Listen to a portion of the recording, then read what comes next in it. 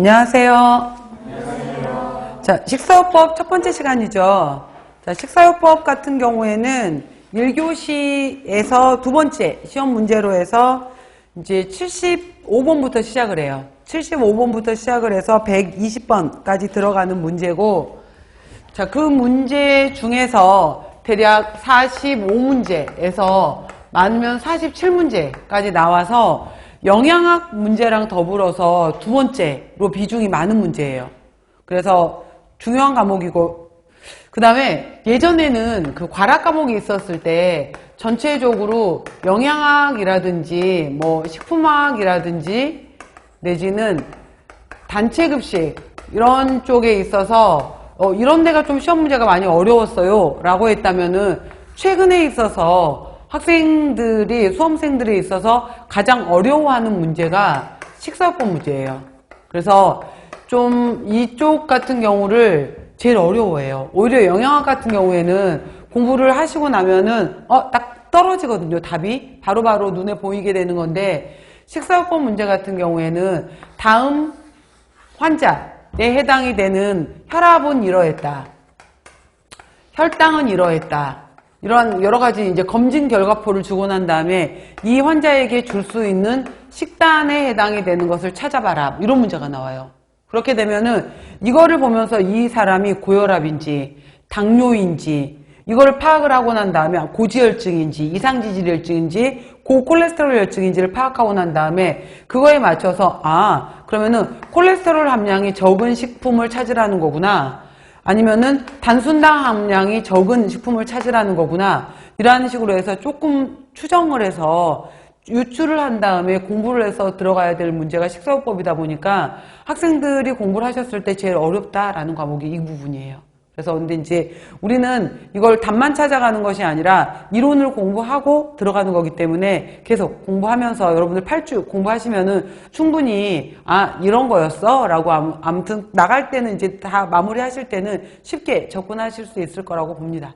자, 먼저 식사요법 이론에서 첫 번째 봐보세요. 그러면은 1장 식사요법의 개요 부분이라 그랬잖아요. 여기에서 대략 5문제에서 6문제예요. 오늘 굉장히 많죠. 5문제에서 6문제. 그 다음에 2장 위장관 질환에서 4문제에서 5문제. 그 다음 3장 간 담독의 췌장 질환에서 3문제에서 4문제. 체중 조절 영양관리 문제가 4문제, 5문제. 당뇨병이 굉장히 또 많아요. 6문제. 심혈관계 질환이 5문제. 신장 질환이 5문제. 그 다음에 여기까지가 이제 메인으로 굉장히 이제 문항수가 많은 부분들이고요. 8장 이후부터 보시게 되면은 빈혈이 2문제. 암이 우리나라 사망 원인 1위거든요. 그러다 보니까 암도 2문제. 그 다음 10장에서 면역, 수술, 화상, 호흡기 질환, 여기에서 3-4문제. 그리고 이 면역 부분에는 알레르기가 들어가 있어요. 알레르기 문제도 같이 포함되어 있고요. 3-4문제가 나오고요. 신경계 및 골격계 질환에는 골다공증 문제라든지 통풍 문제가 들어가요. 그래서 1문제, 2문제 정도. 선천성 대사장애 및 내분비 조절장애, 이렇게 해서 1-2문제로 해서 적게 나오면은 이제 42문제, 43문제에서 많게 나오면은 45문제. 작년 같은 경우에는 46문제였어요. 그래서 영양학만큼이나 비중이 큰 부분이 바로 이제 식사요법에 해당이 되는 부분이다라는 거예요. 그래서 간단하게만 먼저 식사요법을 얘기를 하게 되면 뭐냐면은, 여러분들이 그 학교 다니실 때 임상영양학을 배우셨는지 모르겠고, 또 식사요법이라는 것이 있었는데, 이 임상영양학 같은 경우에는 예를 들어서 질병이 발생되는 기전에 대해서 배우는 거예요. 왜 이 질환이 발생을 하는가라는 부분을 공부를 하다 보니까 여기 내용에서 생리학적인 내용이 같이 플러스가 돼야 되는 거예요. 근데 그래서 이제 이 사람이 어떠한 질병에 걸리게 되었어. 질병이 발견이 되었어. 그 그랬을 때 이거를 치료하기 위해서는 우리가 어떠한 당뇨가 걸렸다, 고혈압이 있다 라고 했었을 때 이 질환에 걸리게 되면은 이 사람의 경우에 이거를 수술로 치료할 거야? 아니면은 약물로 치료할 거야? 아니면은 식사로 치료할 거야? 이렇게 해서 치료법에 해당이 되는 것이 있는데 우리는 이거 안 하겠죠. 이거 안 하겠죠. 그래서 우리는 질환이 있었을 때 이거를 어떻게 식사로 접근할 것인가 라는 치료법이에요. 그러다 보니까 이 기전에 해당이 되는 거하고 질병하고 그래서 여기에 해당이 되는 식사가 무엇인데 까지가 연결이 되다 보니까 식사요법 문제가 어려워요. 그래서 그런 부분이다 라는 거예요.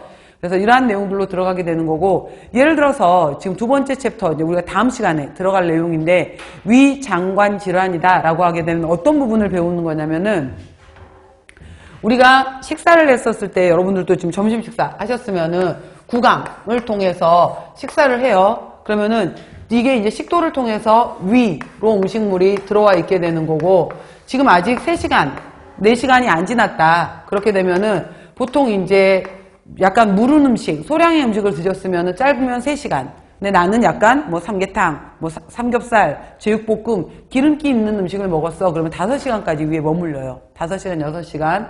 위에 음식물이 머물러 있다가 그 다음에 이 음식물들이 이제 소화가 돼요. 소화가 되는, 여기에서 여기 윗부분을 분문, 아래쪽을 유문이라고 하게 되는데 충분하게 미집 상태가 만들어지게 되면은 위에 있는 음식물들이 십이지장으로 내려오게 돼요.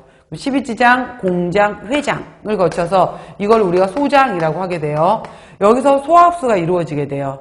소화흡수가 이루어지고 된 다음에 충분하게 이제 찌꺼기에 해당이 되는 것들이 대장으로 가게 되는데 오른쪽으로 꺾여요. 그래서 오른쪽에 맹장 총수가 있게 되고 꺾였을 때 상행결장 옆으로 갔다, 횡행결장 아래로 내려왔다, 하행결장 S자 모양이다, S상결장, 직장, 항문 이렇게 해서 이제 대변을 통해서 나오게 되는 과정이거든요. 이랬을 때 바로 이제 이런 내용들은 생리학적인 내용이잖아. 그러면 위에서 가스트린이라는 호르몬이 분비가 돼. 여러 가지 뭐 그다음에 이 12지장으로 음식물이 내려왔었을 때는 콜레시스토킨인에 의해서 작용을 받아. 이건 생리학적인 내용인 거예요. 근데 그럼 우리는 어떤 식사요법을 하게 되느냐라고 하게 되면은 만약에 대표적으로 이제 식도에 문제가 생겼을 때 그 다음에 식도 그래서 위에 있는 음식물에 해당이 되는 것 중에 위에 있는 성분 중에서 위산은 절대 위로 올라오면 안 되는데 이 위산이 위로 올라오게 되면서 식도에 염증을 일으켰네. 이걸 식도 역류성 식도염이라고 해요. 그래서 역류성 식도염이 되었어. 역류성 식도염. 역류성 식도염은 왜 일어나? 라는 걸 이제 질문을 하는 거예요. 역류성 식도염은 왜 일어나느냐? 너무 많이 먹었을 때 올라와요. 더하기 여기 내가 먹은 음식물 중에서 CO2 가스, 여러 가지 탄산, 여러 가지 카페인 이런 음식이 많은 경우에도 여기가 열려버리게 돼요. 그래서 이런 경우에 위산이 위로 같이 올라오게 되면서 식도에 염증을 일으키더라 라는 거예요. 그럼 어떤 음식을 줄 건데? 라고 하게 되면은 여기를 꽉 조이면서 음식물이 내려왔었을 때 올라가지 못하게 하는 여기 부문을 꽉 조일 수 있는 음식을 줘야 돼. 이러한 식으로. 그러면 어떤 음식을 먹어야 되는데 지질이 너무 많이, 지방 성분이 너무 많이 들어있거나 자극적인 음식은 먹지 말아야 돼. 그런 음식이 뭔데? 지방이 많은 거, 카페인, 탄산 이런 것들을 먹지 말라는 거예요. 뭐 이런 식으로 해서 이제 이렇게 해서 식단에 대해서까지 연결하는 게 식사요법 내용들이에요. 그 다음에 위가 아파. 그래서 위에 통증이 너무 심한데 위염이 왔어.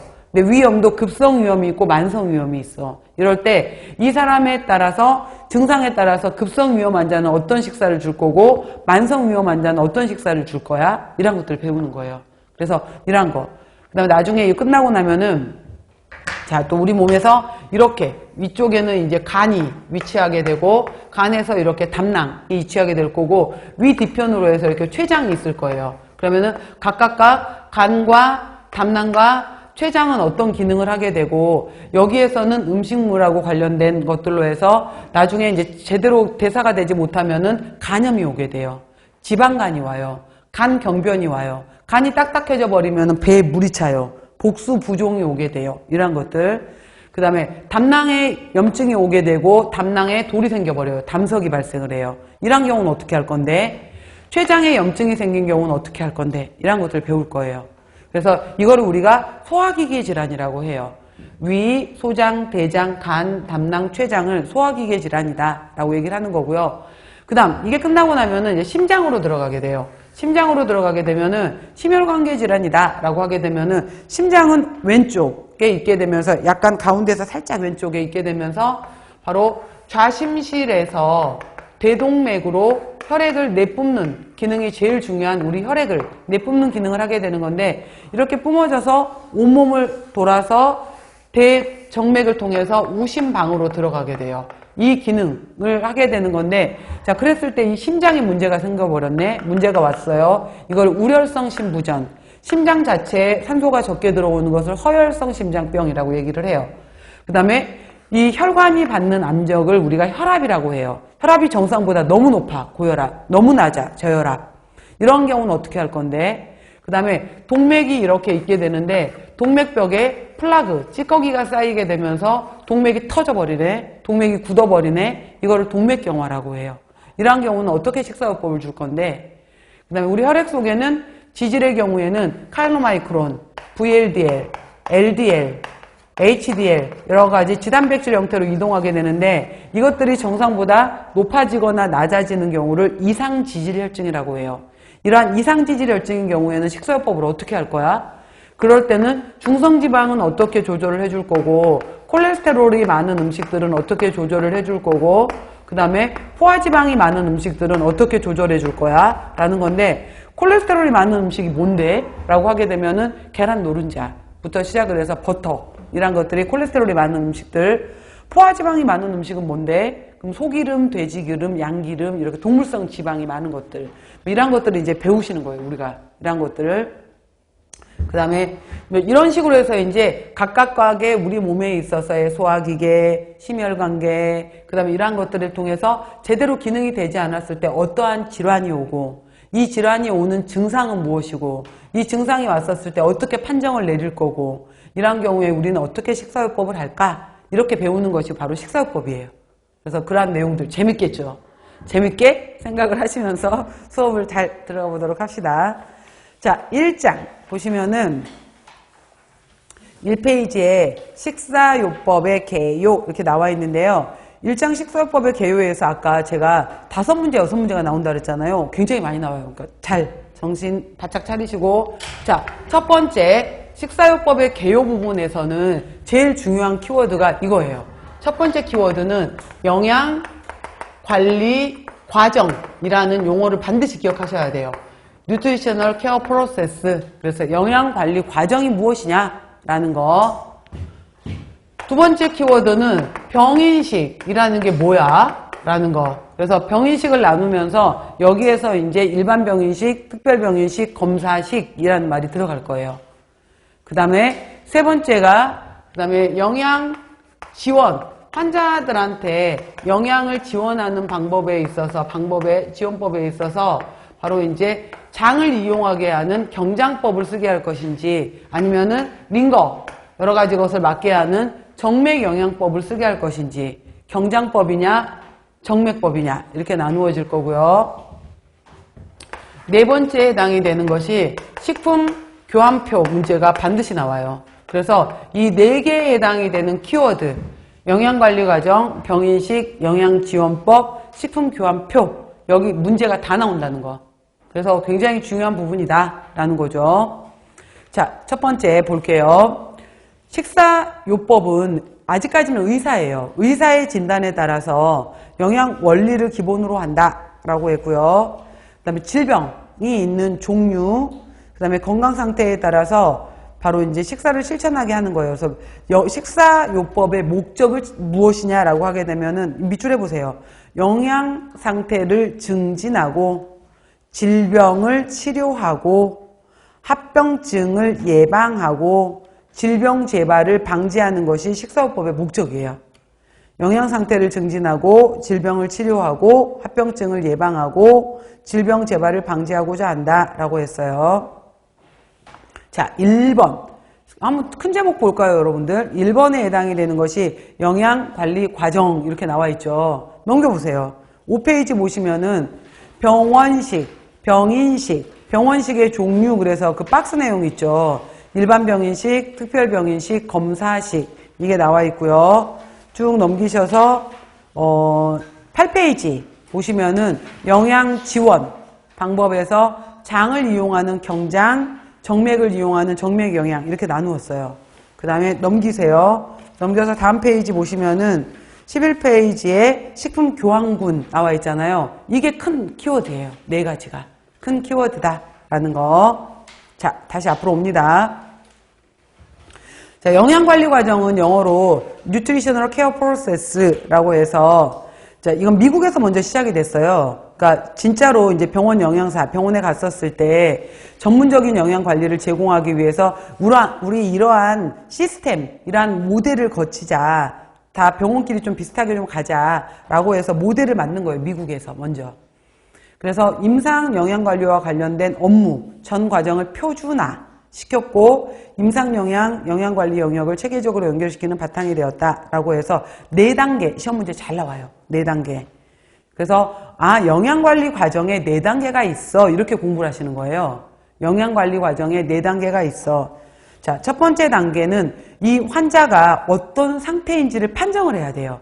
지금 현재 어떤 상태야? 영양 판정. 그러면 이 환자는 비만이구나. 이 환자는 영양불량이구나. 진단을 내려요. 두 번째 단계 영양 진단. 세 번째 단계는 그러면 이 환자한테 우리가 교육을 해줘야 되겠다. 이 환자는 우리가 어떠한 영양소를 더 보충해줘야 되겠다. 라고 하면서 중재를 해요. 3번 중재 3단계. 4단계는 이 환자 이제 그럼 1개월 뒤에 보아요. 2달 뒤에 보아요. 이렇게 하면서 환자의 영양을 모니터링하고 평가를 하게 되면서 잘 지키셨으니까 약물 좀 줄일게요. 근데 환자분은 잘 안 된 것 같아요. 다시 교육받고 다시 하셔야 될 것 같아요. 이런 식으로 하면서 모니터링 및 평가. 이거 그래서 시험 문제는 어떻게 물어보냐면은 다음에 해당이 되는 단계는 무엇인가? 이렇게도 물어보고 영양관리 과정의 단계가 옳게 연결된 걸 찾아라. 이렇게도 물어보고. 여러 가지 문제로 계속 나와요. 밑에 그림 봐보세요. 자, 먼저 환자가 들어왔었을 때 이 환자가 어떤지를 영양 검색을 해요. 영양 검색을, 검색에 같은 단어로 해서 영양 스크리닝 이렇게 하세요. 그러니까 이거를 다른 말로 들어오면은 이 환자가 위험한 위급한 환자인지 덜 위급한 환자인지를 파악하는 것을 검색 또는 스크리닝이라고 해요. 같은 말로. 환자가 들어왔었을 때 병원에 입원하면 빨리 찾아내야 돼요. 검색, 스크리닝. 그래서 영양 판정을 내려요. 이 환자가 어떤 상태인지. 그 다음에 진단을 해요. 그리고 이제 뒤에 얘기할게요. 영양 진단문이 무엇인지. 그 다음에 이 환자를 어떻게 상담하고 교육할 것인지. 중재. 그 다음에 잘하고 있는지 모니터링 및 평가를 한다라는 내용이에요. 자, 넘겨보세요. 이제 하나씩 자세히 나온 거예요. 보시면은 2, 3페이지에 걸쳐서 1번에 영양 판정, 다음 페이지에 영양 진단, 그 다음에 3번에 영양 중재, 4번에 영양 모니터링 및 평가 이렇게 간 거예요. 순서대로. 자, 여기에서 영양 판정이 있죠. 판정이 첫 번째 단계였었는데 판정은 어제 어떤 음식 드셨어요? 주류를 보통 일주일에 얼마나 드세요? 이런 식으로 해서 물어보는 식사조사를 할 수도 있어요. 그 다음에 우리 왜 병원에 갈 때 그 문진표 작성에 오게 하잖아요. 직계가족 중에 혹시 암 환자가 있었나요? 직계가족 중에 고혈압 환자가 있나요? 이런 것들 기록하는 거. 과거력. 과거에 어떤 수술을 받은 적이 있나요? 이렇게 물어보는 거. 그 다음에 키, 몸무게, 여러 가지 재는 신체 계측. 그 다음에 가서 실제로 혈압도 재보고 피도 뽑아보고 엑스레이도 찍어보고 소변 검사도 하고 대변 검사도 하고 이러한 생화학적 검사도 해봐요. 그 다음에 의사가 진단을 해요. 혀를 내밀어 보세요. 그 다음에 머리카락도 보고 혀도 보고 여러 가지 이렇게 해서 이 환자를 눈으로 보는 임상조사 5개가 있어요. 자, 첫 번째 1번 보시면은 사회력 및 병력조사라는 것은 전에 어떤 수술을 받은 적이 있는지 이런 것들 물어보는 거. 그래서 여러 가지 영양 건강에 대한 인식 이런 게 있다라는 거. 큰 제목으로만 보세요. 두 번째는 신체 계측을 해요. 키, 몸무게. 근데 환자들한테는 몸무게가 되게 중요해요. 병원 환자들한테는. 내가 의도하지 않았는데 살이 최근에 너무 많이 빠져버렸어요. 이런 것들 있잖아요. 살이 빠졌다는 거 굉장히 환자들한테는 무서운 거예요. 그 다음에 상완둘레, 삼두근, 팔뚝 두께를 말하는 거예요. 팔뚝 보세요. 여기에서 그 상완이라고 얘기했잖아요. 여기 팔에서 여기서부터 여기까지 있었을 때 앞쪽에 여기 알통 있는 앞쪽을 이두근이라고 하고 이 뒤쪽을 삼두근이라고 해요. 그랬을 때 팔의 경우에 이렇게 힘을 주게 되면은 가운데 뼈가 있고 바깥쪽에 그 뼈 다음에 그 다음이 근육층이고 가장 바깥쪽에 해당이 되는 것이 지방층이에요. 그래서 운동 많이 하는 사람들 같은 경우 팔이 굽잖아요. 그게 이제 근육층에 해당이 되는 건데 팔뚝 두께를 통해서 이 사람의 근육 정도를 알 수가 있어요. 그래서 그걸 통해서 근육을 보는 거고요. 삼두근. 그 다음에 엉덩이 분의 허리둘레 비율을 보는 것도 있고요. BMI, 키하고 몸무게를 통해서 BMI를 보는 것도 있다. 키, 몸무게. 생화학적 검사는 바로 이 사람의 체단백, 내장 단백을 봐요. 여기다 써놓으세요. 체단백, 내장 단백을 보는 거에서 이 사람의 근육 정도, 단백질 상태가 어떠한지를 보는 것이 알부민이에요. 알부민. 그 다음에 면역 기능을 보는 것은 림프구 수예요. 이 사람의 림프구 수가 몇 개나 되는지, 림프구의 수. 그 다음에 질소 균형, 혈액학적 상태를 통해서 이 사람 헤모글로빈 농도가 정상보다 낮은데 이 사람 콜레스테롤 수치가 정상보다 높은데 이런 식으로 해서 가장 객관적인 데이터가 무엇이냐, 이것도 기출문제예요. 가장 객관적인 데이터. 저 건강해요. 저 하나도 안 어지러워요 라고 했는데 헤모글로빈 수치가 정상, 여자가 12 이상이거든요. 12 이하보다 낮은데 자기 멀쩡하대. 멀쩡하지 않아요. 이렇게 얘기할 수 있는 거잖아요. 그러한 것들이 가장 객관적이다 이 말이에요. 그 다음에 근데 약물과 영양소, 환자 질환, 그 다음에 여러분들 그거 아세요? 체내 수화 정도라고 했는데 그 인바디 기기 올라가 보신 적 있죠? 인바디 기기 올라갈 때도 인바디 기기 올라갈 때 운동 전에 올라갈까요? 운동 후에 올라갈까요? 운동 전에 올라가야 돼요. 운동 후에 올라가면 땀을 빼버렸잖아요. 그럼 정확하지 않을 수가 있어요. 그래서 그리고 너무 화장실을 많이 갔다 왔다든지 사우나를 갔다 와서 내가 탈수를 해버렸다든지 이러면 정확하지 않아요. 그래서 바로 몸속에 물이 들어있는 정도에 따라서도 달라질 수 있고 스트레스 이런 거에서도 영향을 받더라라는 거예요. 그 다음에 식사 섭취, 환자의 식사 섭취를 알아보는 방법이다라는 거예요. 그래서 24시간 회상법은 뭐냐면은 전날, 1일 전에 전날 기억. 그래서 이제 이거는 병원에 입원한 환자한테 직접 찾아가서 환자분 어제 아침부터 저녁까지 어떤 음식을 드셨는지 같이 얘기해봐요 라고 하게 되면서 이제 전날에 해당이 되는 것을 아침에 예를 들어서 07시에 기상을 했다 라고 해서 23시에 취침에 들었다, 이때까지 어떤 음식을 먹었는지를 쭉 이제 같이 물어보면서 기억하게 하는 거예요. 이거를 전날을 기억했다 라고 해서 24시간 회상법이라고 하는 거예요. 전날 24시간 회상법이고요. 그 다음에 식품 섭취량을 조사하는 방법도 있고요. 여기에 하나 써놓으세요.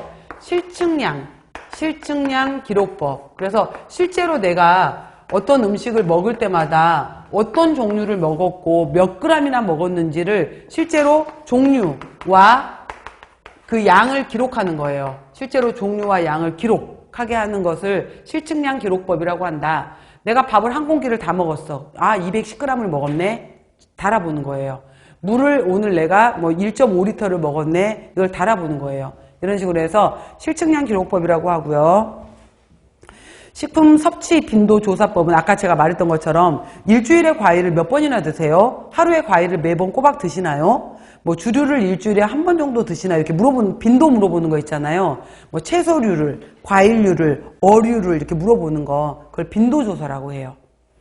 그 다음에 식사 일기라는 것이 있는데 일기를 써오게 해요. 근데 일기를 쓸 때 가장 간단하게 쓰는 것은 특정 일일만 쓰면 조금 의미가 없고 3일을 기록하게 하든지 아니면은 일주일, 7일을 기록하게 해요. 근데 3일을 기록하게 하면은 반드시 여기에는 평일 2일하고 주말 1일을 써요. 주말 1일은 그 주말의 경우에는 사람들마다 행사 이런 것 때문에 변수가 많을 수 있잖아요. 그러니까 주말이 이틀이 껴버리게 되면 평소에 이 사람의 식사하고 좀 틀어질 수 있어요. 그러다 보니까 평소에 당신이 드시는 대로의 이틀, 주말 1일 정도를 쓰세요. 그 다음에 일주일 내내 쓰면 거기에 주말도 들어갈 테니까 거긴 포함되는 거고 3일 기록법, 7일 기록법 이런 기록법도 있어요. 잠 넘어갈게요. 그래서 여러 가지 섭취량, 음주, 또 노인분들의 경우에는 그 나이가 드셨을 때 음식 섭취량이 줄어드는 것 중에 하나가 요즘에 임플란트가 많이 있긴 하지만은 이제 여전히 지금도 틀니 하시는 분들 있잖아요. 근데 틀니의 경우에 그 틀니가 입천장을 이렇게 덮는 틀니가 있대요. 입천장 자체를 이렇게 덮어버리는. 그러면은 음식을 먹을 때 정말 내 치아가 아니고 불편하고 입이 맛에서 이렇게 느껴지지가 않는데요. 그러니까 불편하고 자꾸 뭔가 느낌이 다르기 때문에 씹는 게 싫어서 안 드셔버린다고 하더라고요. 그래서 연세가 드신 분들은 치아가 얼마나 내 치아를 갖고 있느냐, 틀니를 했느냐 안 했느냐가 되게 중요하대요. 위치. 그 다음에 유행식품의 섭취 여부, 이건 안 쓰는 건데 유행식품의 섭취 여부에 어떤 게 예를 들어서 들어가는 거냐면은 탕후루 같은 것들. 그래서 작년에 그 탕후루 같은 경우에가 그 국감장에 탕후루 대표가 가서 막 조사받기도 했었거든요. 당신들이 이런 거 팔아갖고 아가들이 당뇨에 걸리고 애들이 충치가 무지하게 발생하고 심지어 그 탕후루 먹다가 이빨 깨지는 사람들도 많았었잖아요. 그래서 이게 뭐 옳으냐 그르냐 막 이런 것들. 그래서 유행하는 음식, 탕후 마라탕, 그죠? 마라탕 먹고 탕후루 먹기 이런 것들에 해당이 되는 것들이 바로 유행식품. 또 질병 때문에 못 먹는 정도, 신경성 식욕 부진증, 의도적으로 내가 음식을 안 먹어버리는 거. 그 다음에 입맛이 변화했고 미각이 상실됐다. 예를 들어서 이건 참고야. 아까 제가 특히 이제 우리가 왔었을 때 바로 아래가 이제 임상조사인데 눈 밑을 이렇게 열어봐요. 그랬을 때 눈 밑이 그 안에 속살에 해당이 되는 것이 빨간색이면은 아, 이 사람 혈액 공급이 잘 되구나. 근데 눈 밑을 열어봤는데 여기가 하얘. 그러면 이 사람 혈액 공급이 제대로 안 되고 철분결핍이겠구나 보는 거예요. 그 다음에 손톱을 봤어. 손톱을 봤는데 손톱이 이렇게 오목하게 되어 있으면서 반짝반짝 해야 되는데 손톱이 하얗게 되어 있으면서 손톱이 얇으면서 이렇게 들려 있어. 세로줄이 이렇게 흰 줄이 가 있어. 아, 이 사람은 철분결핍성 빈혈이구나. 이런 걸 보는 거예요. 그 다음에 해보서 혀를 내밀어 보세요 라고 했어. 근데 혀를 내밀었는데 혀가 불투명한 게 정상인 거예요. 근데 혀가 반짝반짝하면서 빨개. 이런 사람들의 경우 노인분들이 많은데 벌써 이제 아연 결핍으로 인해서 맛을 잘 못 느끼는 거예요. 그러니까 이런 것들도 다 파악할 수가 있어요. 여러 가지 이제 이런 경우 입맛이 떨어지거든요. 그래서 또 문화와 종교에 따라서 우리는 이슬람교도라서 뭐 여러 가지 뭐 돼지고기 이런 거 먹으면 안 돼요. 우리는 힌두교라서 소고기 먹으면 안 돼요. 뭐 이런 것들 있잖아요. 종교에 따라서 이런 것들도 있다.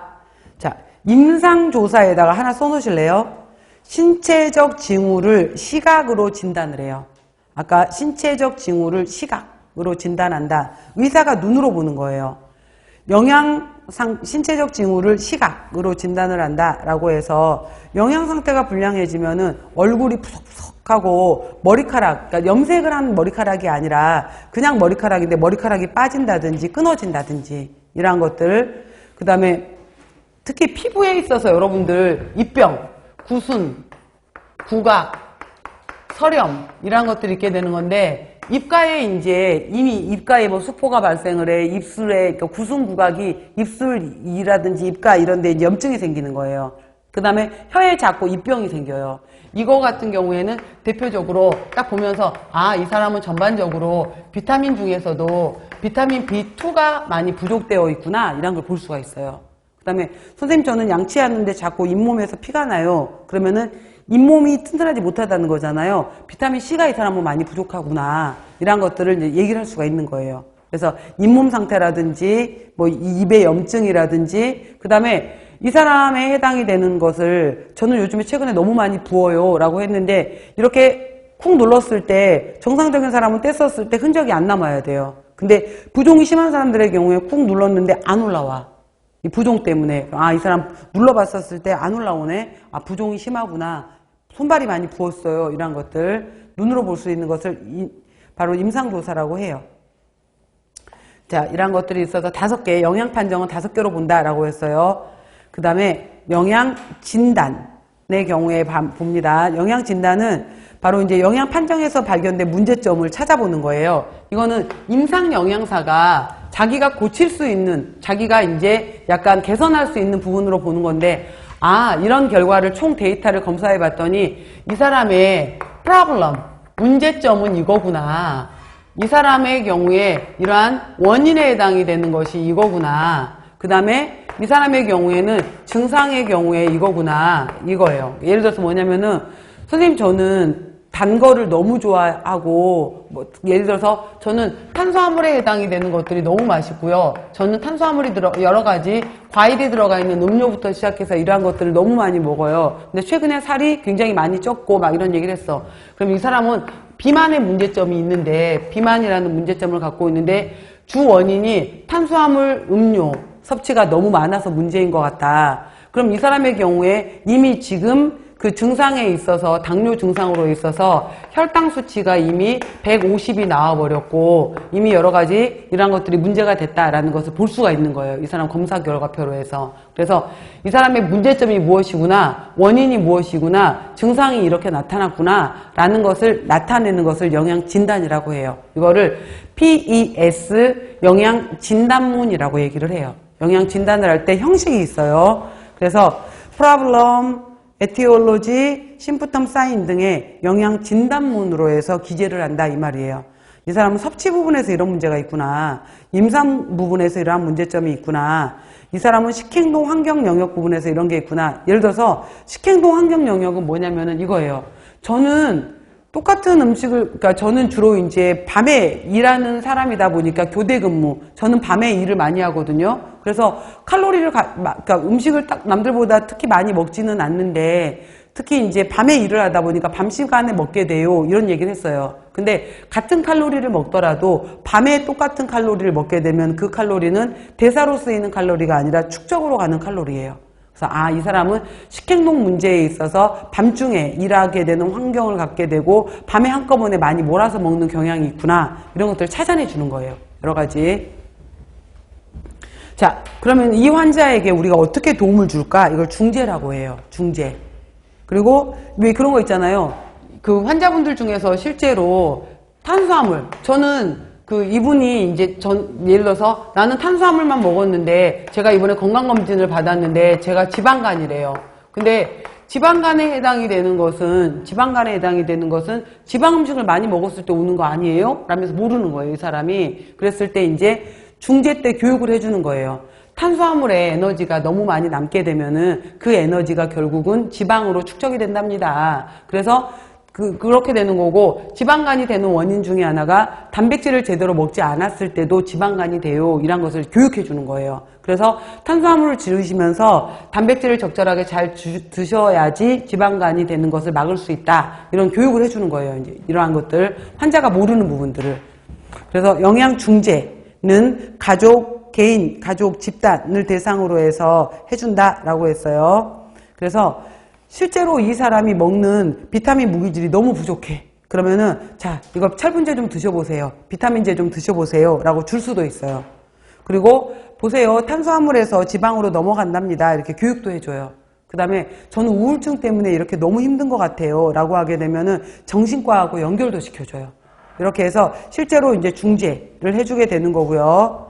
그 다음 모니터링 및 평가. 잘 하고 있는지, 잘 나가고 있는지. 예를 들어서 중재 때, 자, 지금까지 드셨던 밥을 흰밥으로 쌀밥으로 한 공기씩 드시고 있었는데 밥량을 조금만 3분의 2 공기로 줄여볼게요. 줄이시는데, 그리고 이 쌀밥도 밥을 좀 골고루 섞어서 일단은 보리, 귀리, 콩 이런 것들을 같이 섞어서 잡곡밥으로 해서 3분의 2 공기로 줄여볼게요. 이걸 이제 교육을 해줬어요. 그리고 난 다음에 뭐 4주 뒤에, 2개월 뒤에 이 사람이 이걸 실천했는지 확인해 보는 거예요. 그래서, 그리고 실제로 이제 혈당값이 어떻게 변했는지 이렇게 보는 것들을 바로 우리가 이제 모니터링 및 평가 때 보는 거예요. 실제로 이렇게 했는지. 그리고 환자가 이제 이거에 대해서 지식, 그 다음에 행동 변화, 이러한 것들이 일어났는지도 보고, 그 다음에 실제로 혈당이 낮아졌는지 이것도 알아볼 수도 있고, 환자가 아침에 일어났는데 확실히 몸이 예전보다 많이 가벼워졌어요. 이렇게 얘기를 한다든지, 그렇게 되면은 지금까지 뭐 2알 먹었던 약을 1알로 줄여봐요. 이렇게 된다든지, 이렇게 할 수 있는 것을 우리가 모니터링 및 평가라고 한다라는 거예요. 됐죠? 자, 넘깁니다. 자, 끝났어요, 이제. 그래서 이거 영양관리 과정에 대해서는 지금 제가 설명한 거예요. 영양관리 과정은 체계적인 시스템을 만든 것이다. 그 다음에 1단계 판정, 2단계 진단, 3단계 중재, 4단계 모니터링 및 평가다. 라고 얘기했어요. 다음, 자, 이번에 이 책에 나와 있는 건 뭐냐면 이 4페이지에 나와 있는 영양 판정과 영양 검색은 실제로 우리나라 병원에서 하고 있는 거예요. 현재. 이랬을 때 병원에 우리가 몸 너무 뚱뚱해서도 문제지만은 병원에 입원한 환자들은 실제로 병원 질환을 갖고 있기 때문에 너무 말라서 문제인 경우도 많아요. 몸 못 드셔서. 그런 경우에 영양 분량이 30에서 50%다. 그래서 적절하게 영양 지원, 그 다음에 이러한 것들을 해주는 것이 굉장히 중요하다라는 거예요. 그래서 자, 환자의 영양 상태를 유지하고 회복시키는 일련의 과정이다. 그래서 객관적인 자료도 있고 주관적인 자료도 있다라고 했어요. 비슷한 내용이에요. 영양 판정 과정에 먼저 환자를 통해서 정보를 수집해 봐요. 병력, 임상 증상, 신체 계측 자료 이런 것을 해보고 이 환자의 이러한 문제점이 있구나. 그럼 이 사람한테 어떻게 평가를 하고 계획을 해줄까? 그 다음에 잘하고 있는지 우리가 모니터링 해보자 이 말이에요. 별거 없어요. 그 다음에 영양 검색이라는 뜻의 뉴트리션 스크리닝, 아까 제가 선별이라는 용어를 썼죠.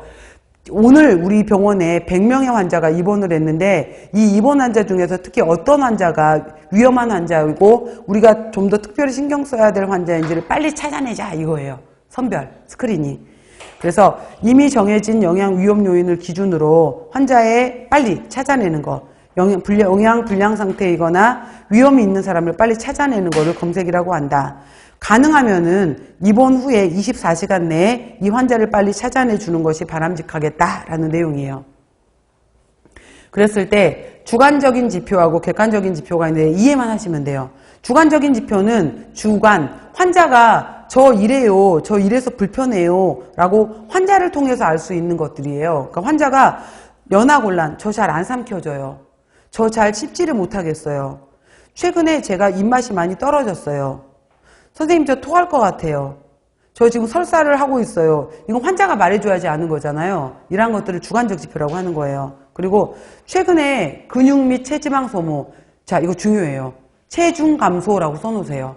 의도하지 않은 체중 감소. 병원 환자에게서 의도하지 않은 체중 감소 되게 무서운 거예요. 환자들은. 그러니까 내가 의도적으로 다이어트 때문에 좀 나 체지방 좀 줄여야 되겠다라고 해서 내가 굶었다든지 내가 운동을 열심히 했다든지 하는 게 아니라 똑같이 평소대로 먹었는데도 살이 자꾸 빠진다. 이거 뭔가 문제가 있는 거거든요. 이랬을 때 의도하지 않은 체중 감소 무서운 거예요. 자, 객관적인 지표는 누가 봐도 이제 키하고 몸무게를 재봤는데 당신 90% 미만이어서 저체중입니다. 당신은 120% 이상이라서 비만입니다. 현재 상태에서. 그 다음에 체질량 지수가 18.5 이하로 해서 이 체질량 지수가 뭐냐면은 자, 체질량 지수는 우리가 BMI라고 하잖아요. 그래서 BMI, 바디 매스 인덱스라고 해서 몸무게를 키로 나누는 거죠. 예를 들어서 뭐 180이라고 합시다. 180cm인 남자가 몸무게가 뭐 90kg이다 라고 하게 되면은 이렇게 90kg에 해당이 되는 것을 1.8로 이렇게 나눠주는 거예요. 이렇게 나눠줬었을 때 제가 뭐 계산을 지금 못하겠지만은 이걸 이렇게 해서 나눠요. 그래서 이 나온 값에 해당이 되는 건데 이걸 BMI라고 하는 거죠. 그랬을 때 이 18.5에서 자 23 사이에 해당이 되면은 정상이에요 라고 하는 거고 25 사이에 해당이 되면은 과체중입니다 라고 하는 거고요. 그 다음에 25에서 30까지는 1단계 경도 비만입니다 라고 얘기를 하는 거고요. 그 다음에 30에서 35까지는 중등도 비만입니다 라고 하는 거고요. 35 이상이면은 고도 비만입니다 라고 하는 거예요. 그 다음에 18.5 아래가 되면은 저체중입니다 라고 얘기를 하는 거고요. 그래서 이거 중요해요. BMI도 다음번에 다시 나오지만은 바로 이걸 기준으로 해서 이제 키의 제곱 미터예요. 그러니까 180cm니까 1.8m겠죠. 그래서 미터, m의 제곱이라고도 표현해요. 그러니까 이렇게도 표현한다라는 거. 그래서 18.5에서 23까지가 정상, 23에서 24.9까지가 과체중, 25부터 비만으로 본다라는 거, BMI로 보는 방법들. 그래서 18.5 위험하다. 그 다음에 생화학 검사를 해봤는데 혈액 검사에서 바로 알부민 수치가 자 써놓으세요. 이제 알부민 수치에 해당이 되는 것들이 3.5에서 여기 3.5에서 5.0 g per 데시리터가 정상이에요. 알부민 수치는 3.5에서 5.0 g per 데시리터가 정상인데 이 숫자가 3.0 아래로 떨어지면은 당신 면역력이 굉장히 떨어져 있고 단백질 수치가 지금 문제가 좀 있네요 라고 보는 거예요. 그 다음에 림프구수 같은 경우에도 1500개 셀 이상이어야 돼요. 이거 이상 1500셀 이상이어야 되는데 이 숫자가 1200개 아래로 떨어지게 되면은 당신은 면역력이 굉장히 많이 저하되어 있습니다 라고 얘기를 하는 거예요. 림프구 숫자가 세제곱밀리미터당 1500개 이상이 돼야 되는데 1200 아래다 라고 하게 되면은 당신은 면역력이 떨어졌다 라고 얘기를 해요. 그 다음에 헤모글로빈이라는 것은 적혈구, 혈색소를 말하는 거죠. 남자는 14 이상. 자, 남자는 14에서 18이 정상이에요. 써놓으세요. 남자는 14에서 18이 정상이고요. 여자는 12에서 16이 정상이에요. 그랬을 때 남자는 14 미만, 여자는 12 미만이면은 빈혈입니다. 이렇게 얘기를 해요. 자, 이러한 것들은 객관적인, 병원에 가서 누가 봐도 똑같은 기준으로 말하는 것을 객관적인 지표라고 한다라는 거예요. 끝. 여기까지.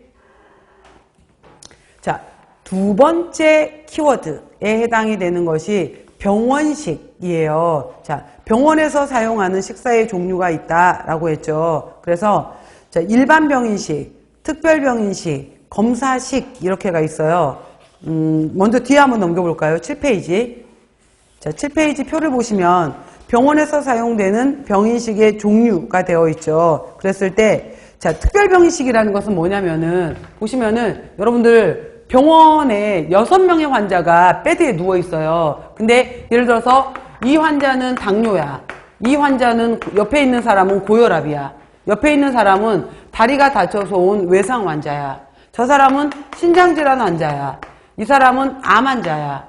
이런 식으로 해서 만약에 이렇게 있었고 뭐 또 이상 지질혈증 환자야 이렇게 해서 각각 질병에 해당이 되는 것이 다 다른 사람들이 있었어요. 자, 점심때 밥 시간이 됐어. 트레이가 들어와서 밥을 딱 줬는데 열어봤더니 이 사람 당뇨 환자한테는 과일이 없는 거예요. 과일 같은 경우에 이 사람 같은 경우에 있었는데도 방울토마토가 딱 들어있었어요. 근데 이 사람한테는 나머지 사람들한테는 딸기 뭐 이런 것들 막 있는 거예요. 그리고 이 사람한테는 남들한테는 뭐 다른 것들 주는데 나는 키위가 먹고 싶은데 남들 줄 때 나는 키위를 안 줘. 그 다음에 뭐 여러 가지 이제 이런 식으로 해서 남들하고 식단표가 조금씩 다른 거예요. 나 저거 먹고 싶은데 왜 나는 저거 안 줘요? 이럴 수 있잖아요. 그랬을 때 당뇨 환자는 혈당을 올리는 과일을 줄 수가 없겠죠. 혈당을 낮추는 과일을 줬을 거고요. 그 다음에 신장질환 환자 같은 경우에는 나중에 우리 배우는데 칼륨 함량이 높은 음식을 줄 수가 없어요. 근데 칼륨 함량이 높은 음식이 키위하고 바나나예요. 나 왜 그거 안 좋아해? 나 좋아하는데. 근데 이건 환자 때문에, 질환 때문에 못 주는 거잖아요. 이런 식으로 질환에 따라서 어떤 영양소를 더 주고 덜 주고를 제한하는 것을 특별병인식이라고 해요. 이런 식으로 나누어지는 거를. 그래서 바로 이제 질환에 따라서 달라진다 이 뜻이에요. 이해하시죠? 그래서 맨 위에 보시면 뭐냐면은 일반 병인식은 바로 내가 병원에 입원을 했었을 때 보통 이제 마취, 전신 마취를 하고 난 다음에 깼어요. 전신 마취 하고 난 다음에 깨고 나면은 음식을 드시려면은 뭘 기다려야 돼요, 여러분들? 가스를 기다려야 돼요. 가스의 의미가 뭘까요? 내 장이 움직여서 이제 음식을 받아들일 준비가 되었어 라는 뜻이에요. 가스의 의미가. 근데 이제 저는 아직까지는 뭐 해보진 않았지만은 이제 환자 같이 그거 할 때 보면은 가스 나오기까지 엄청나게 통증 심하더라고요. 진짜 아파하더라고요. 장운동 시작할 때 굉장히 통증 심한데 그 가스가 나오고 나서 맨 처음 주는 것이 유동식이에요. 그 다음에 이제 그러니까 맑은 국물이고요. 조금 더 회복이 되고 나면은 죽을 줘요. 연식. 이제 그 다음에 진밥. 그 다음에 아무 이상이 없어. 나는 그냥 다리가 부러져서 들어왔고 팔이 다쳐서 들어왔지 내 소화기에 아무 문제가 없어 라고 하면 일반식을 주는 거예요. 이런 식으로. 자, 특별병인식 먼저 설명을 해볼게요. 자, 여기에서 열량조절식 이렇게 얘기를 했는데 먼저 이거 생각해 보세요. 우리가 여러분들 영양학 시간에 우리가 배우셨는데 탄수화물에 해당이 되는 범위가 전체 에너지의 55에서 65%, 단백질은 7에서 20%, 그 다음에 지질에 해당이 되는 것은 3세 이상에서 15에서 30%였었단 말이에요. 전체 비율에서. 그리고 자, 에너지 같은 경우에는 에너지는 같은 키, 같은 몸무게를 가졌더라도 이 사람이 어떠한 활동을 하느냐에 따라서 에너지는 필요 추정량으로 해서 사람마다 다 달라질 수 있어요. 그죠? 나는 그냥 하루 종일 가만히 앉아있는 사람이면은 활동 정도가 적은 사람. 나는 공사장에서 열심히 일해야 되고 많이 움직여야 되는 사람이면은 많이 먹어야 되겠죠. 그래서 활동 정도에 따라 달라지기 때문에 에너지 필요 추정량이라고 해요. 그랬을 때 보통 이제 19에서 29세 남자를 기준으로 봤었을 때 일반 남자들의 경우에는 하루에 대략 사람마다 다르지만은 2600 정도가 필요할 것이다 이렇게 보는 거예요. 여자들의 경우에는 2000kcal 정도가 필요할 것이다 라고 봐요. 그래서 에너지 필요 추정량에서 2000에서 2600 정도까지 준다라는 말이 나오게 되면은 여러분들이 기준을 잡으셔야 돼요. 아, 이 정도 주는 것은 충분히 주는구나 라는 뜻이에요. 근데 얘보다 적어지게 되면은 아, 이건 저열량식이다. 얘보다 많아지게 되면은 아, 고열량식이다 이 말이에요. 기준이 이거예요. 2000에서 2600을 기준으로 해서 이것보다 낮아지면 저열량, 이거보다 높아지면 고열량이라고 얘기를 하는 거예요. 그 다음에 단백질 같은 경우에는 우리 체조직을 구성하는 성분으로 굉장히 중요하고 환자들한테도 단백질이 굉장히 중요한데 이거는 체중 킬로그램을 기준으로 해서 이 사람의 표준 체중의 킬로그램을 기준으로 해서 보통 0.8에서 1.0g을 기준으로 잡아요. 그래서 이 남자가 만약에 70kg인 남자였다라고 하게 되면은 7, 8에 56, 56에서 70g 정도를 섭취하게 하는 거예요. 이 정도가 보통의 양인데 이걸 기준으로 해서 이거보다 더 많이 주면은 1.2, 1.5g까지 준다. 그러면은 아, 이 사람은 많이 주라는 거구나. 고단백식. 0.8보다 낮추게 되면은 아, 이 사람은 저단백식으로 주라는 거구나 이 말이에요. 기준을 지금 제가 얘기한 거예요. 0.8에서 1.0을 기준으로 얘보다 많아지면 고단백식, 얘보다 낮아지면 저단백식이라고 하는 거예요. 근데 우리가 병원, 그러니까 일반적으로 일반인들도 단백질 잘 드세요라고 하잖아요. 근데 단백질을 잘 먹는다고 해서 나는 전체 열량의 50%를 단백질로 먹어야지 이렇게 하지도 못할 뿐더러 이렇게 단백질을 너무 많이 먹는다고 절대 좋은 게 아니에요. 단백질도 너무 많이 먹게 되면은 췌장이 힘들어하고 신장이 망가져요. 얘를 대사하는 과정에서 적정량에 해당이 되는 거예요. 항상 20% 넘진 않아요. 크게는, 아주 크게는. 그래서 이런 기준이 있다라는 걸 보고 이제 들어갈게요. 봐보세요. 특별병인식에서 열량을 조절한다라고 했어요. 그랬을 때, 자, 먼저 우리가 나중에 이제 다시 한번 또 자세히 배우지만은 그 열량을 기준으로 할 때 열량을 여러분들이 만약에 하루 필요량이 대략 나는 2000칼로리보다 더 높을 것 같아 라고 이럴 수 있어요. 그런 이유가 바로 우리가 열량을 할 때는 기초대사량 값이 있고 그 다음에 나는 많이 움직여 오고 가고 막 여기 학원 공부하러 오시고 이 과정 중에서 난 1시간 이상씩 뭐 지하철로 막 계단으로 다녀 라고 하게 되면은 활동대사량이 나는 남들보다 더 많을 수 있으면 더 많이 드실 수 있어요. 그 다음에 우리가 밥 먹고 나면은 밥 먹을 때 막 땀 뻘뻘 흘리면서 먹잖아요. 막 마라탕, 매운 거 먹고 이런 거 먹을 때. 그랬을 때 이거를 식이성 에너지 소모량이라고 해요. 이것들을 소화시키기 위해서 소장, 대장도 막 움직여야 돼요. 그래서 식이성 에너지 소모량 값이라고 하게 되는데 기초대사량에 이제 가장 큰 영향을 미치는 것 중에 하나가 바로 이제 근육량이거든요. 사실은 근육량에 해당이 되는 건데 그 중에서도 기초대사량이란 거에 관련이 되는 것이 성별. 이 사람이 남자냐 여자냐, 그 다음에 나이가 어떻게 되냐. 나이가 어릴수록 기초대사량 값이 더 많아요. 그 다음에 이 사람의 키가 어떻게 되냐, 그 다음에 몸무게, 신장이 어떻게 되냐, 이러한 것들이 전체적으로 영향을 미칠 수 있다라는 거예요.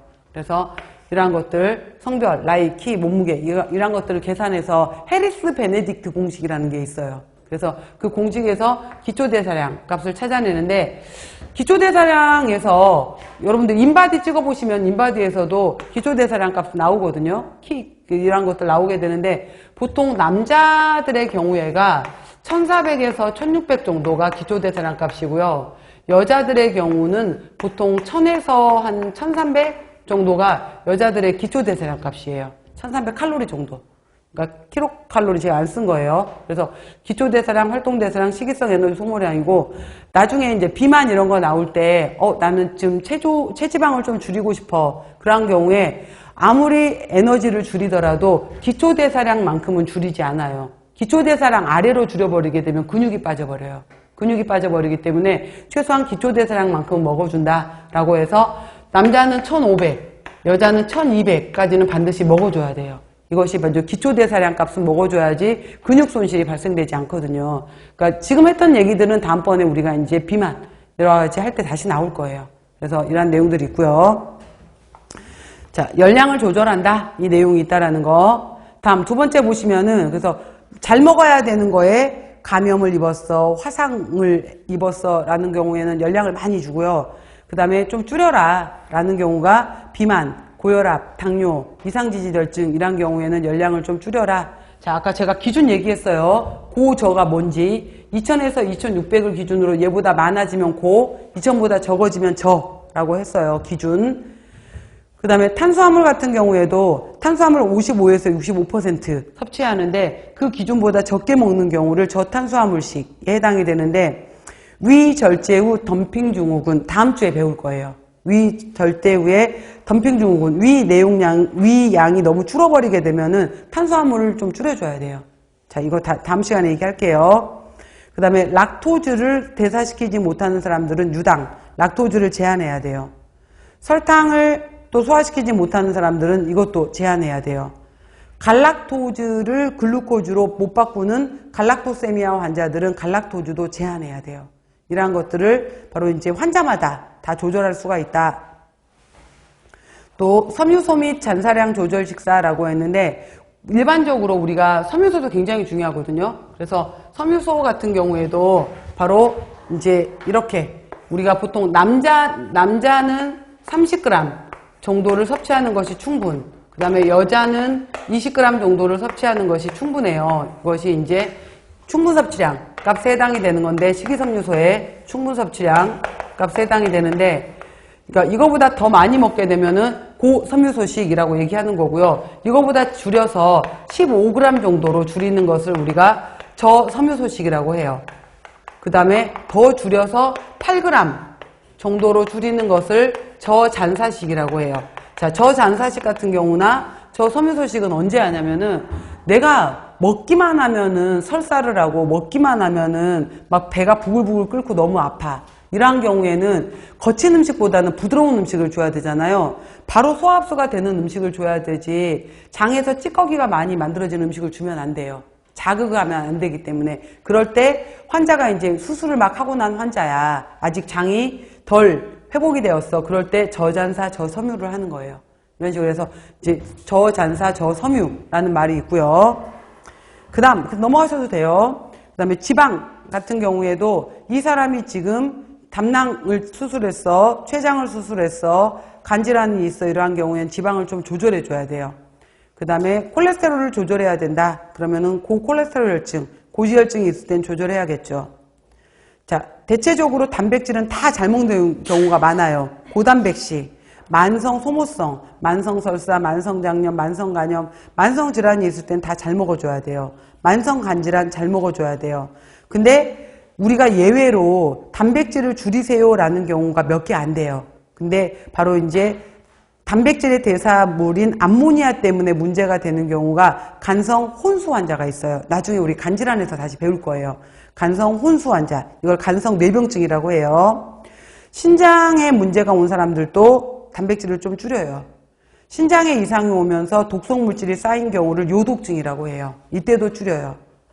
그 다음에 그 아미노산 종류 중에서도 방향족 아미노산을 먹을래, 가지 달린 아미노산을 먹을래, 이렇게 조절하는 환자들도 있어요. 자, 지금은 다 안 해오셔도 돼요. 아, 이런 식으로 질환마다 다 조절을 하는구나 라는 거예요. 그 다음 무기질에 있어서도 염분을 조절하는 사람들, 특히 고혈압, 심장병, 신장병, 임신중독, 부종인 경우는 나트륨을 제한해야 돼요. 그 다음에 우리 몸에서 칼륨의 경우에는 이거 여러분 봐보세요. 우리가 세포로 이루어져 있을 때 사람의 경우에 세포에서 제일 많이 들어있는 것이 칼륨이고 세포 외에서 제일 많이 가지고 있는 것이 나트륨이에요. 근데 이 칼륨, 나트륨이 균형을 맞춰야 되는데 이 칼륨은 너무 높아져도 안 되고 너무 낮아져도 안 돼요. 칼륨이 너무 높아지거나 낮아져 버리게 되면은 심장에 영향이 오게 되면서 심장 마비로 인한 사망까지 가요. 그래서 칼륨은 굉장히 중요해요. 모니터링을 잘해야 돼요. 그래서 고칼륨식도 문제가 그러니까 환자에 따라서는 칼륨을 고칼륨식으로 먹는 환자도 있고 저칼륨식으로 먹는 환자도 있어요. 그 다음에 칼슘도 고칼슘을 해야 되는 경우도 있고 결석 환자들은 저칼슘을 해야 돼요. 수산도 저수산을 해야 되는 결석 환자들도 있고요. 인산을 줄여야 되는 환자들도 있고요. 갑상선 기능항진증 환자들은 요오드를 줄여야 돼요. 아, 이런 식으로 칼륨을, 칼슘을, 수산을, 인산을, 요오드를 조절하는 경우도 있구나 라는 거예요. 아직은 다 안 외우셔도 돼요. 그 밖에 바로 이제 퓨린, 여러 가지 글루텐 이런 것들까지 조절하는 경우도 있다. 자, 이 말의 의미는 뭐냐면 특별병인식은 크게 봐보세요. 열량을, 탄수화물을, 섬유소를, 지방을, 단백질을, 무기질을 그 밖의 것을 조절을 하는데 이 사람들은 질환, 이 환자가 가지고 있는 질병에 따라서 계속 바뀌는구나 라는 거예요. 이거를 특별병인식, 환자식, 치료식이라고 해요. 자, 이러한 내용들이 있다라는 거예요. 자, 잠깐 쉬고 들어가도록 하겠습니다.